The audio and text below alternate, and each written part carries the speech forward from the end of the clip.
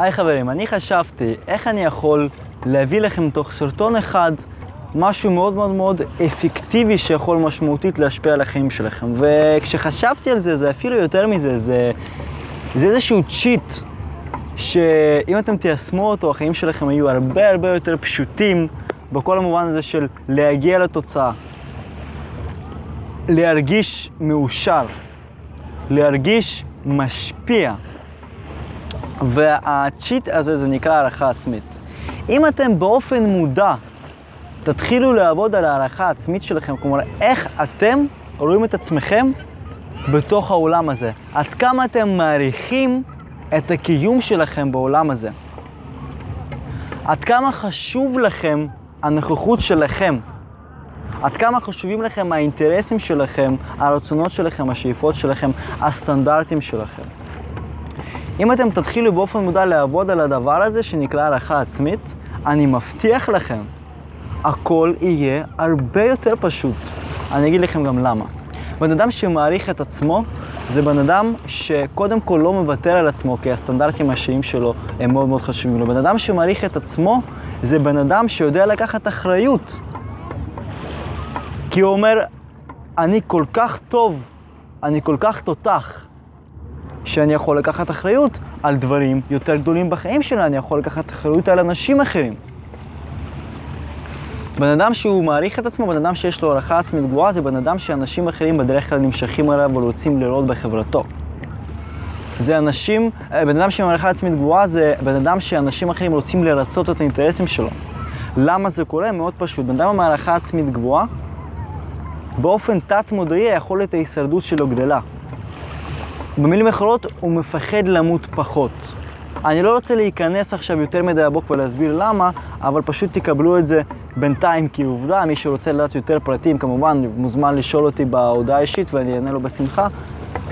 אבל בגלל שהיכולת הישרדות שלו גדולה, בגלל שאנחנו אנשים בסופו של דבר, זה ברמה הביולוגית אנחנו מנגנון שרוצה לשרוד, אז אנשים אחרים נמשכים ליכולת הישרדות גבוהה כזאת ורוצים להיות בקרבה של בן אדם כזה. זה למה מאוד קל לבן אדם הזה למשוך אנשים לעולם שלו, למציאות שלו. זה למה לאדם כזה מאוד מאוד קל לשכנע אנשים, להשפיע על אנשים. אוקיי, אז אחרי שהבנו למה זה כל כך טוב להיות בעל הערכה עצמית גבוהה, כמובן זה נותן ביטחון, כריזמה ואת כל הדברים האלה שאתם בטח מבינים בעצמכם. אנחנו נדבר על איך, אוקיי? כי אני מאוד מאוד מנסה להיות פרקטי במסרים שאני מעביר. אז איך להעלות הערכה עצמית שלכם? הכלי הראשון, הדבר הראשון, זה להתחיל את הבוקר מרשימה של דברים שאתם מעריכים את עצמכם עליהם. ממש להקריא את הרשימה הזאת בקול רם עם הרבה רגש, עם הרבה התלהבות. רצוי לשים ברקע איזושהי מוזיקה שאתם אוהבים. המטרה פה באמת להרגיש את הערכה הזאת, את האהבה העצמית הזאת. ולא רק לקרוא רשימה יבשה, אוקיי? להרכיב את הרשימה ולקרוא את זה כל בוקר. אתם חושבים שמה שאני אומר זה שטויות, אתם חושבים שמה שאני אומר זה משהו שהוא לא עובד. אני מזמין אתכם לנסות רק שבוע אחד בלבד. תנסו 7 ימים ברצף, לקום בבוקר, לקחת דף בידיים או לפתוח קובץ דוקומנט באינטרנט, לא באינטרנט, במחשב, ולקרוא את זה עם מוזיקה שאתם אוהבים בקול רם ולהתלהב מכל מילה שאתם קוראים. ואני רוצה שאחרי זה שתרשמו לי בתגובות של הסרטון הזה או בהודעה האישית איך הרגשתם, אוקיי? אז זה הכלי הראשון, הפעילות הבוקר הזאת. הפעילות השנייה זה למצוא הוכחות חיצוניות ללמה אתם טובים, למה מגיע לכם להרגיש ראויים, למה מגיע לכם להיות בעלי דימוי עצמי גבוה.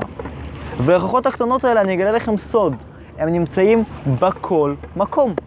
ההוכחות האלה נמצאים ממש בכל מקום. זה נמצא בזה שאיזשהו מישהו חייך אליכם בלי שום סיבה, אוקיי? שמישהו אמר לכם שלום, שמישהו חיבק אתכם, שמישהו אמר לכם מחמאה.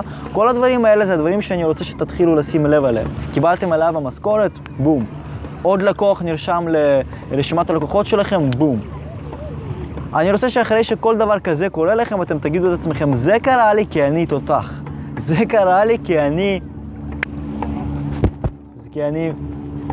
תמצאו את המילה שמתאימה לכם, אני פשוט לא רוצה לקלל פה, אוקיי? אז זה השני טיפים עיקריים, אוקיי? דבר ראשון, זה פעילות בוקר, ודבר השני זה בעצם למצוא הוכחות מבחוץ. כשאתם משלבים את ההשפעה הפנימית שאתם משפיעים על עצמכם וההשפעה החיצונית שהעולם משפיע עליכם, ואתם יודעים לנתב את זה לכיוון שיעיל לכם, ואתם מתחילים באופן מודע לעבוד על הערכה העצמית שלכם, אני מבטיח לכם שתוך שבוע-שבועיים דברים מדהימים יתחילו לקרוא לכם בחיים, אוקיי? אז תיקחו את הטיפ הזה, ומי שסקפטי יכול לנסות שבוע ולהגיד לי איך הוא מרגיש אחרי שבוע אחד בלבד, ואם הוא לא ירגיש שום שינוי, אז אני מבטיח לו פגישה איתי בחינם 1 על 1. רק כדי לשכנע אותו שזה כן עובד.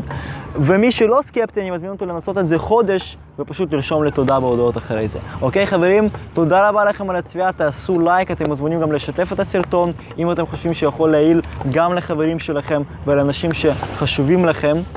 וכמובן, אנחנו נתראה בסרטונים הבאים. ביי ביי.